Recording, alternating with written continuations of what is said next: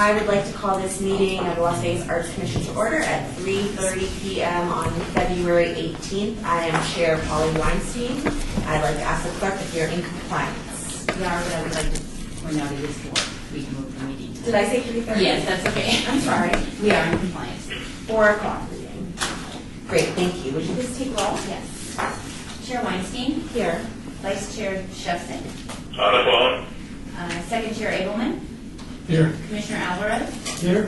Commissioner Michaels may be coming, currently excused. Commissioner Tupaz is excused. Commissioner Trimble. Here. Commissioner Carpel. Here. Commissioner Diener's excused.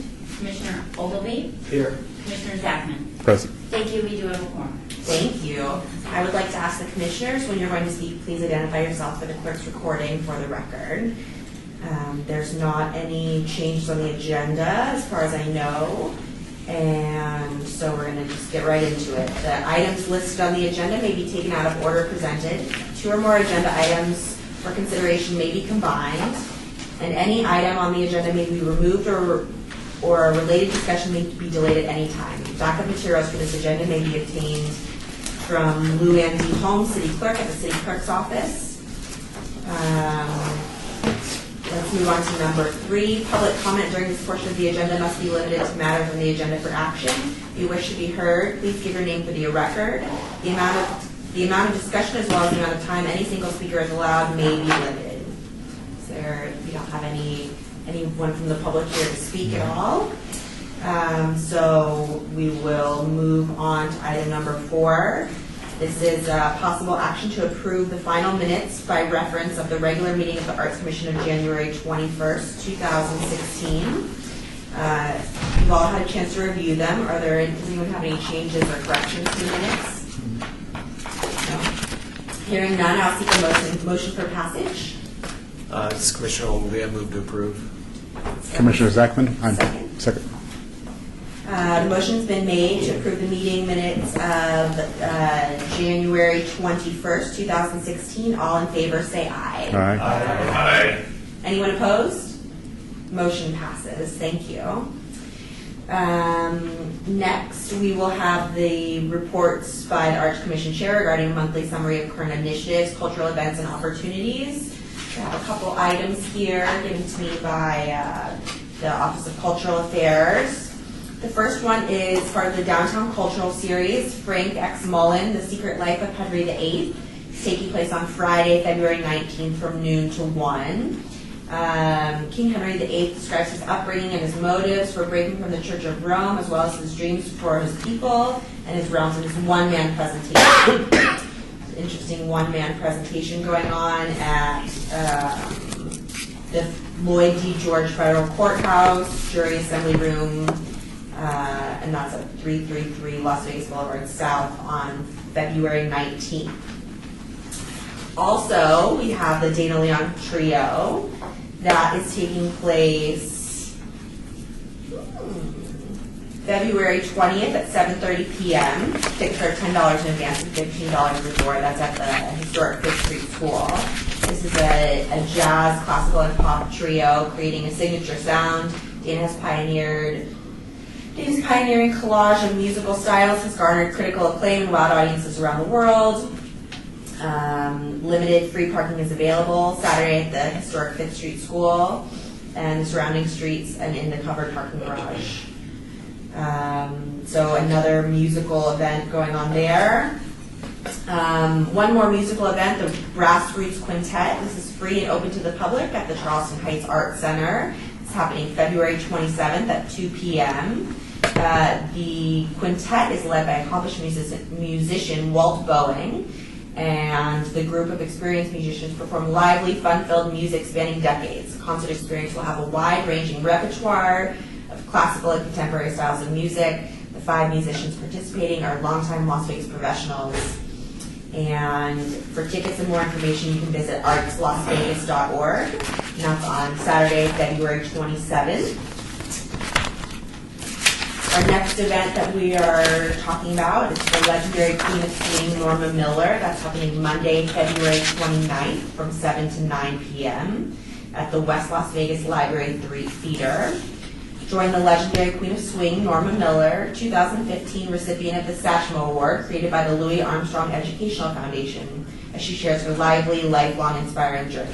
An iconic dancer, actress, choreographer, comedian, and the foremost proponent of the Lindy Hop, has co-authored a few books and will be talking about her February 29th, 7 to 9 p.m. And last but not least, we have the artist reception happening here after the Arts Commission meeting, the Mid-Century Las Vegas Stage Exhibition. That is going on February 11th through April 21st at City Hall Chamber Gallery. The artist reception is this evening, February 18th from 5:30 to 7:30, so please stick around.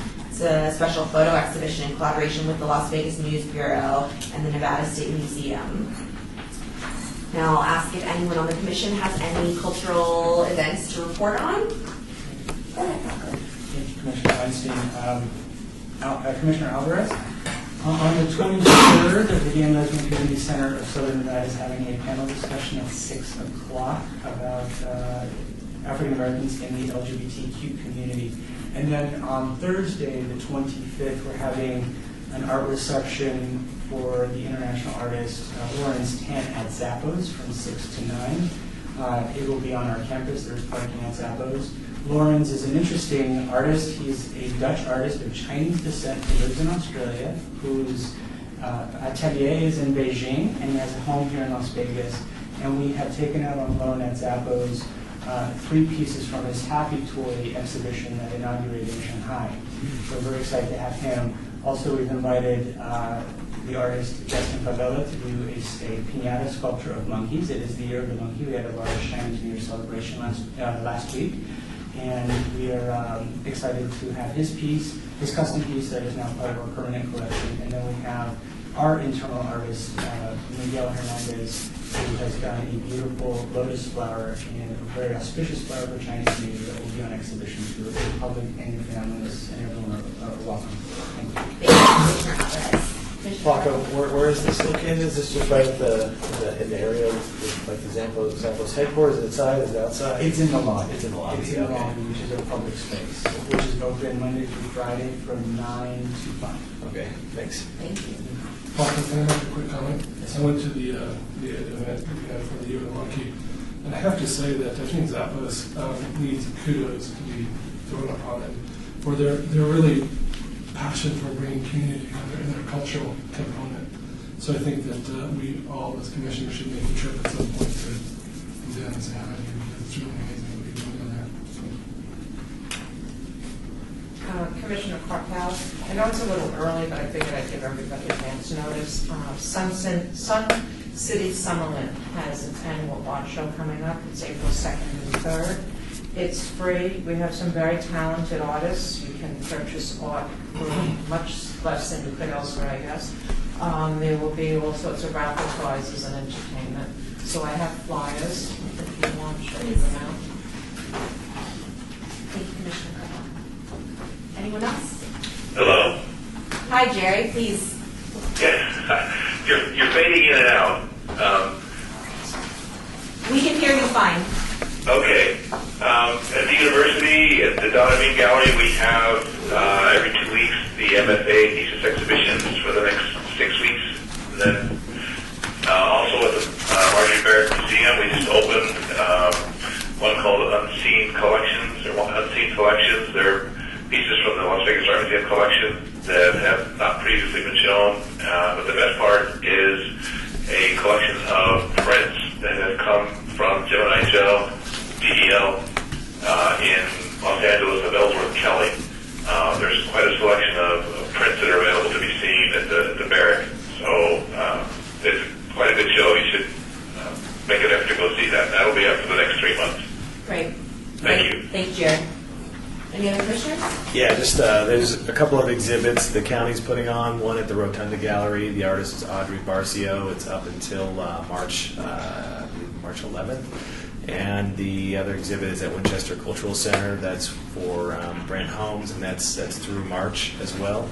We also have next Thursday, the Pebble Pedestrian Bridge artist proposal presentations will take place. The three semifinalist artists that will be presenting are Sush Machida, Evgeny Volnoturov, and Zach Ostrowski. So if y'all are interested, it's from 6 p.m. to 8 p.m. at Winchester Cultural Center. Thank you, Commissioner Ogilvy. Anyone else? All right, seeing no one else, we'll move on to item number 7 on the agenda, report by the Education Subcommittee Chair regarding current initiatives. All right. Rebecca is going to take care of that. Yes, Rebecca Holden with Cultural Affairs. I'll speak to the recent temporary public art workshop that we hosted at the Fifth Street School on January 30th. We had we had 27 attendees. Great turnout, great information. Everybody was really engaged, enthusiastic, and it was overall a great outreach opportunity to get the local artists familiar again with our programming, including the process, which can be a little confusing at times. And I do have copies of the handouts here if anybody would like one. I did go ahead and share the Windows on First project, which has opened up, so artists are encouraged to participate in that. I've got the information in the packet as well from the workshop. I'll read back some positive feedback and comments on it. One person said, "I very much enjoyed the company. The workshop was well executed and of great interest. I look forward to attending your next workshop. Thanks for all the good leads and great info on temporary public art in Las Vegas. I'm so glad Las Vegas wants this art and is open to show. Can't wait to send you my proposals. Thank you again for hosting such an informative presentation on temporary public art." So overall, a very positive experience, and we're looking forward to hopefully hosting something like that in the future again. So, Nothing else for the Education Subcommittee? not at this time. Great, then we'll move on to item number 8, discussion for possible action regarding defining the start times for the Arts Commission Subcommittee meetings. So I think that we're trying to plan the start of the subcommittee meetings time, and that would be at 3:30, half hour before the regular meeting. Can we have someone make a motion for that? The time period. The subcommittee meeting time, we haven't set the subcommittee meeting time yet. So typically we do it a half an hour before this meeting starts. And so I guess we need to set that time here today. Because I just did the education. So I can have someone make a motion. Okay. Commissioner Michaels will make the motion. Second for that motion to have the subcommittee meetings at 3:30. All in favor, say aye. Aye. Anyone opposed? The motion passes. Our subcommittee meetings will be at 3:30. There's not an item on the agenda to discuss future agenda items. Can I add that in here? That's item number 9. It is. Where is it? Oh, we don't have one. Citizen Oh, participation. let's see. Typically, we have an item. Yeah, typically we do, so we can't do that. More instructed to remove that. Oh. Well, Which one number 9? all right. And I guess anyone who has future agenda items they want to put on, send me an email and the Office of Cultural Affairs email, because we didn't have a chance today to set any future agenda items. So we would have a very quiet agenda if we don't have anything to add. Did we skip 6? Did you do 6 and 7 together? No, we did them both. We did them individually. Rebecca gave number 7 and I gave number 6. All right, well, let's move on to citizens participation then. Number 9, citizens participation. Public comment during this portion of the agenda must be limited to matters within the jurisdiction of the commission. No subject may be acted upon by the commission unless that subject is on the agenda and is scheduled for action. If you wish to be heard, give your name for the record. The amount of discussion on any single subject, as well as the amount of time any single speaker is limited, any single speaker is allowed, may be limited. Is there any public comment? Please state your name for the record. Shane Terry. Hi. And I actually have a couple handouts, and sorry, I'm not sure if I made enough for everybody, but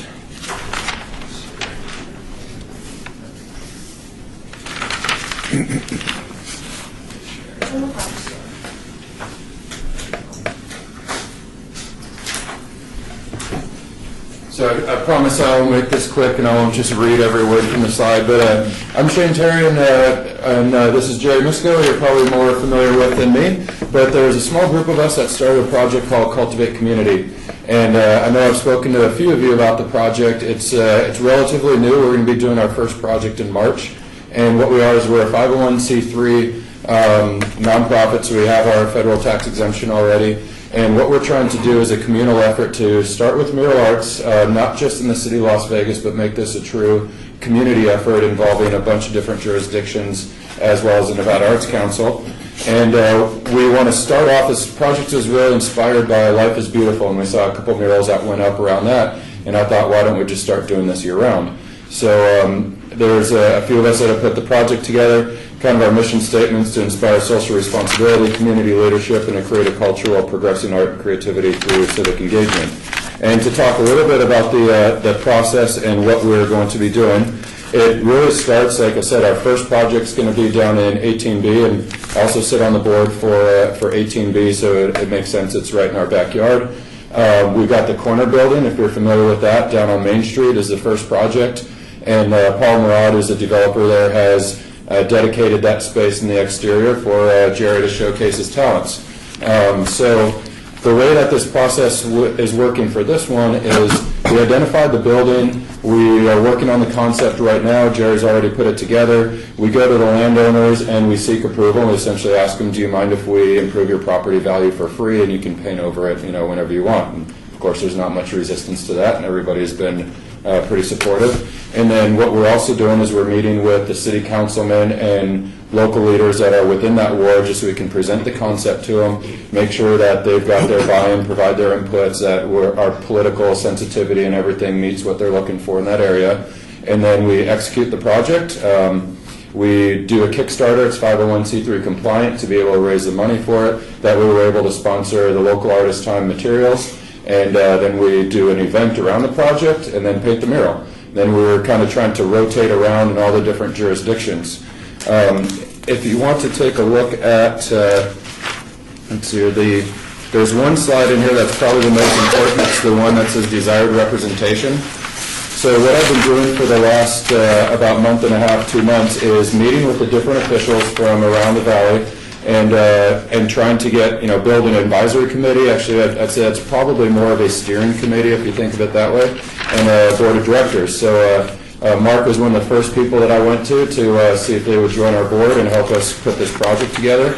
And so far as this list, I could tell you that I just went up to Carson City, met with Nevada Arts Council a couple weeks ago. Ironically, what they were trying to do is they were looking to study the economic impact of art around certain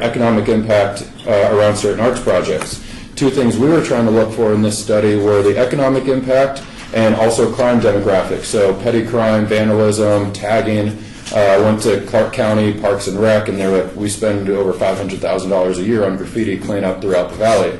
So we're hoping that a lot of these projects will help mitigate it. And I've gone to Metro to see if we can get statistics before and after and start really getting some data to track this. Nevada Arts Council is doing a beta program on the economic side, and so they're happy to help us structure that so we can provide them some data.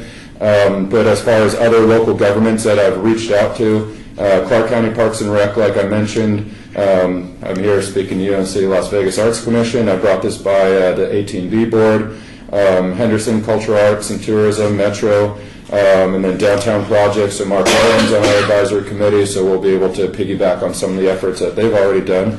And really, the idea of this is to make it a true collaborative effort. Since we're a public charity, but since we're a privately started organization, we've got the flexibility to move pretty quickly, meet the intentions of the community. So if there's projects going on, if different council members or commissions want to nominate something within their ward, then I think we can adapt to it and as far as find the financial flexibility to execute these projects pretty quickly. So that's ultimately what we're trying to do. And as far as the community effort and what I was here to hope to get your buy-in is we're trying to create a distro list where we will send that out to all the different members. Anybody can volunteer to be on it. And I would say this is probably the closest thing to a steering committee we have right now. And really we'll just give updates of where all the different projects are. If it's something in your backyard or you feel that you have a particular interest in that project, you can respond to it and reach out, and we can collaborate, take your inputs. And if not, then you're just you're kept informed of all the different projects that go on. So March 3rd is going to be our first event at the corner store right across from Makers and Finders, and that's where you'll see Jerry will put his concept together. We'll probably start painting through First Friday, and then we're hoping to wrap it up around Neon Reverb. So have that whole week of a little bit of engagement, a lot of foot traffic in that area. I guess I will stop talking and answer any questions that you might have about the project. How do you go about, this is Commissioner Ogilvy, how do you go about hiring artists?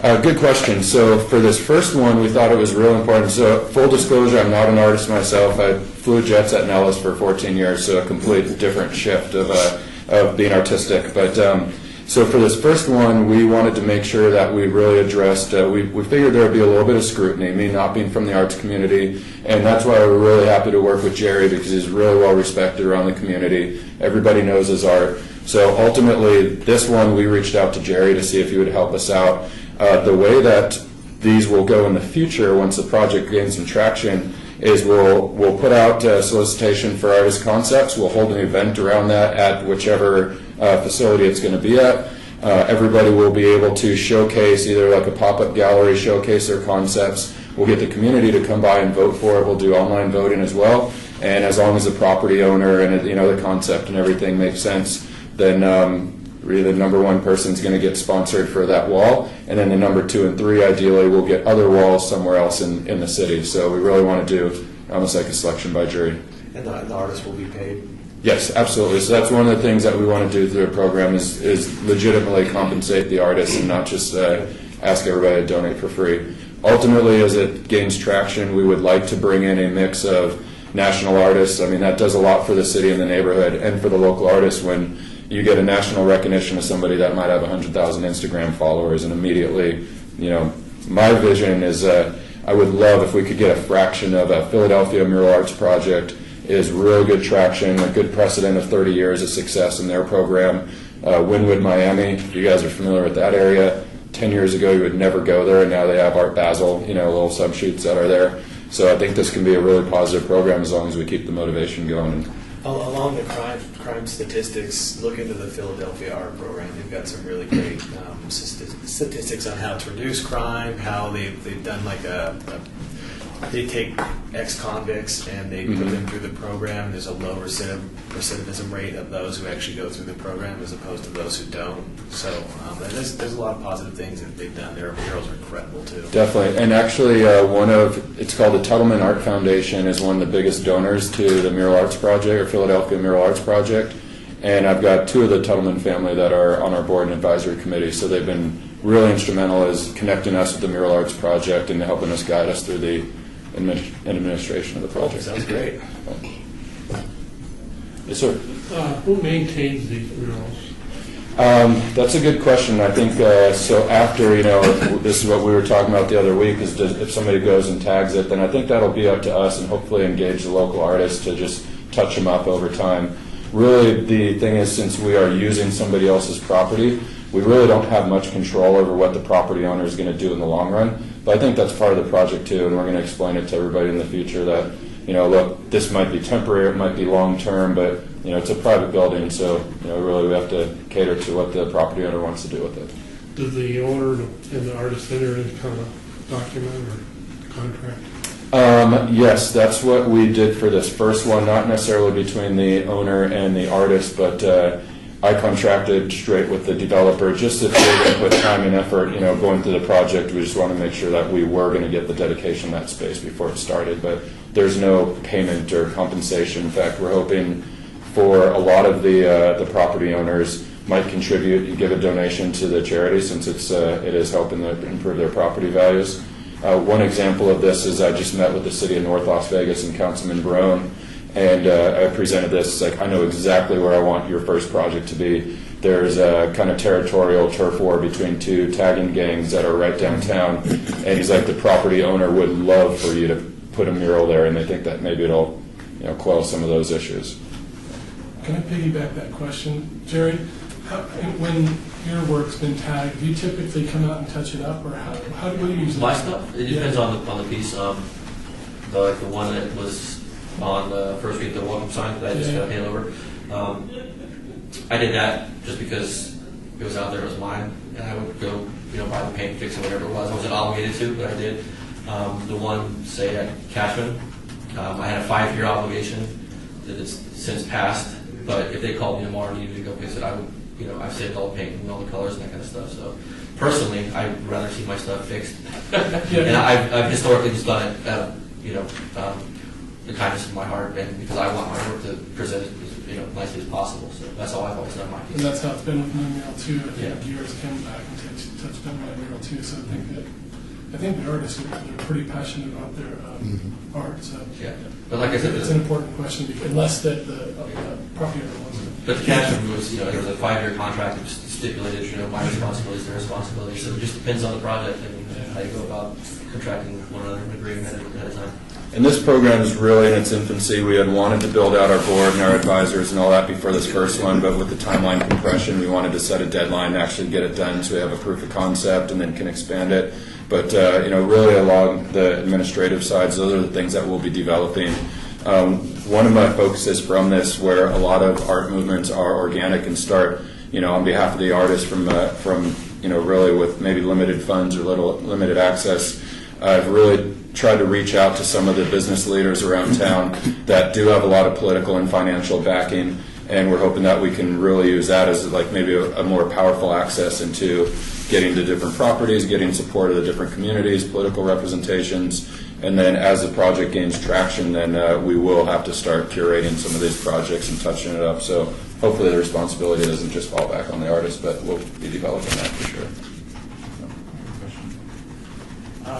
Commissioner Alvarez, I'm the art curator at Zappos, and we would love to review and funding your projects on the campus in the next 6 to 9 months, if you're interested in coming down. We are working with a company, a nonprofit out of California called Beautify Earth, and we're doing a large national initiative where we're painting 10 murals in 10 different cities over the next 3 months.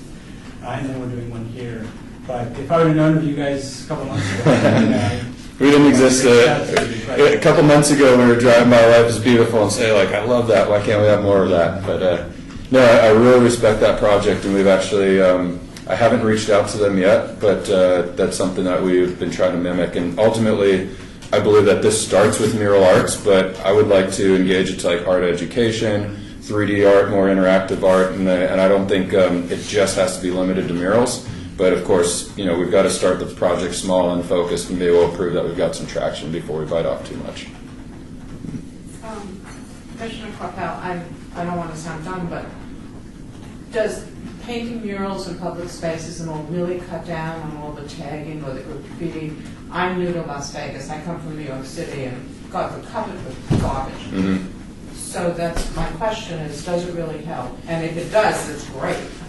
I can say I think it doesn't hurt. And I asked that question to the Philadelphia Mural Arts Projects, and they said they're nice, really nice, respected murals. I mean, a lot of it is location based, who are the different taggers in the area. But I think that there definitely is precedent. One of the things that we really want to do with this project is there's a lot of anecdotal data that you can find online that have studied crime statistics, dropout rates, all this kind of stuff when you have art programs. But that's why we wanted to engage Metro.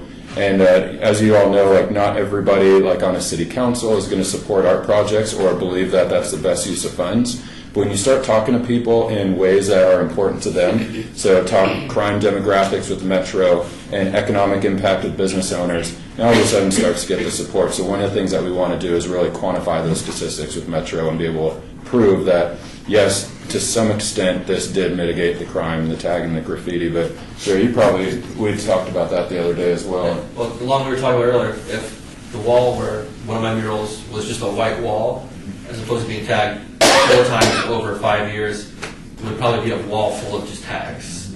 So I think in my experience, it does, make it a smaller amount. It happens still, tag to get tagged, but as opposed to once over 5 years or twice over 5 years. It's a mural huge, there. It's not a constant barrage of tagging on a blank wall. Oh, no, I'm for anything that will improve, the look of the city, get rid of some of this unwanted tagging. And I agree with you, any kind of education and any how that we can get kids or young people interested in the art program, it really makes a difference in their lives. This is Commissioner Ogilvy, and I can say it does. There's a significant reduction in graffiti when murals are painted on surfaces. I manage the ZAP program. We have 291 utility boxes that have been painted throughout the county, and we do get tags on them. But for an example, Marty Walsh painted her box in 2005 for the first ZAP project, and she turned her box into a toaster. It was a really great painting. That box did not get tagged for 10 years. A car crashed into it, and the box had to be replaced with a brand new box. Within a month, that box had been tagged. For 10 years not getting tagged, and then within a month it was tagged. And we'll go into neighborhoods, we will paint boxes, and then boxes across the street that we do not paint get tagged. Our boxes do not get tagged. What I do think is, I think a lot of the taggers are critics. If the art isn't very good, it gets tagged.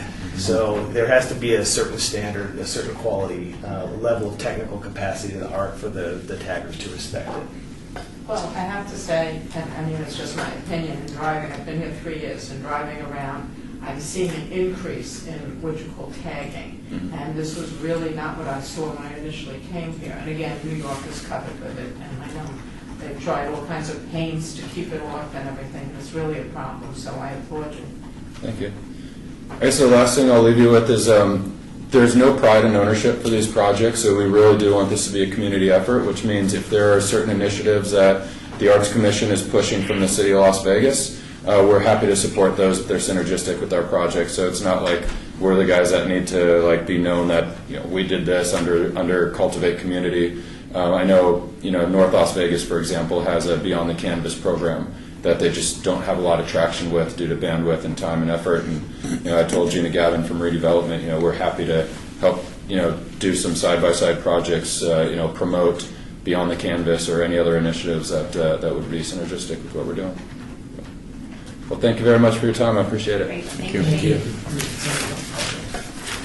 Looking forward to seeing it. Definitely. Great, if there's no other public commentary or no other comments from the commissioners, I'd like to have a motion for adjournment. And a second? Second. All in favor?